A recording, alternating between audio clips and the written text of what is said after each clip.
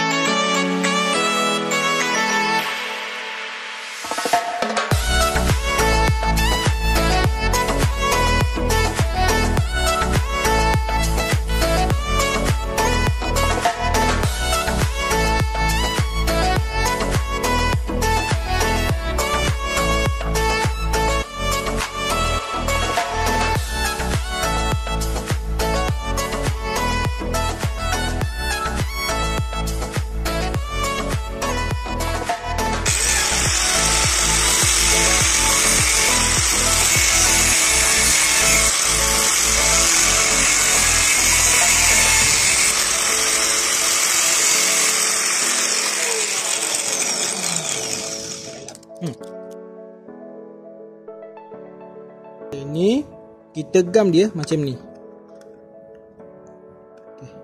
Macam ni. Pastikan korang ukur dulu, takut nanti korang terbalik ataupun tertukar. Sebab benda ni kalau korang duduk gelembung macam ni, kalau duduk gelembung macam ni dia akan terbuka. Tu dia akan terbuka. Tapi korang kena terbalikkan dia biar dia jadi macam ni. Satu lagi pun sama, kita kena buat macam ni juga. Dan korang stay tune je. Selamat malam. So aku dah siap custom untuk lampu ni. Yang belakang ni aku ada custom sikit.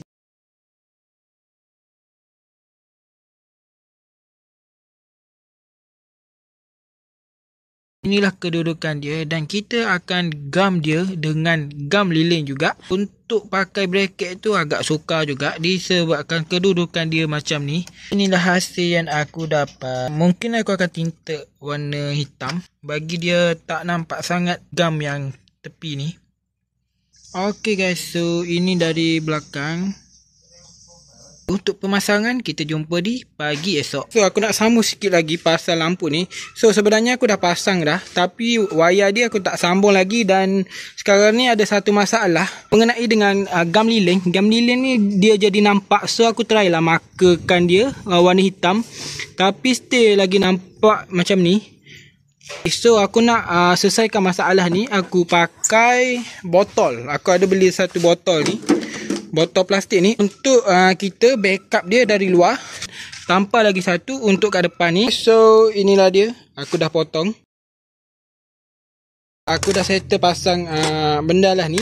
Ni yang aku potong ni, memang dah banyak potong. Banyak kali tak jadi, dia tak lekat.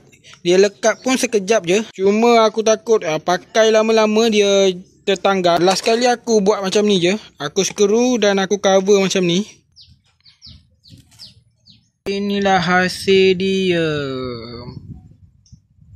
Selepas kita coverkan dia, dia akan jadi nampak macam ni.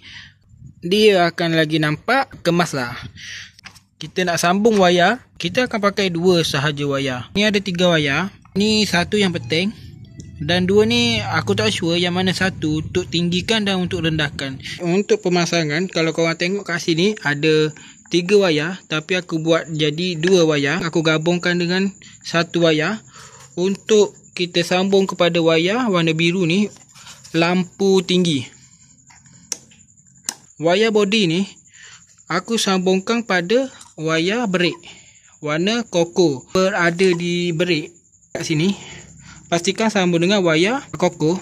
Untuk horn aku letak dia still tempat yang sama, cuma aku terbalikkan dia duduk di dalam. Alright, so ini lampu rendah. Untuk lampu tinggi, inilah hasil dia. Terang dia tu boleh tahan juga. Ini dia.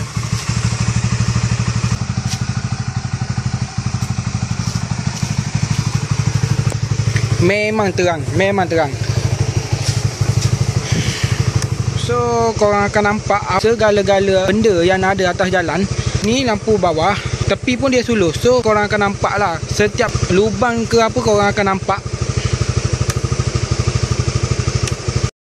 Selamat pagi. So inilah keadaan motor,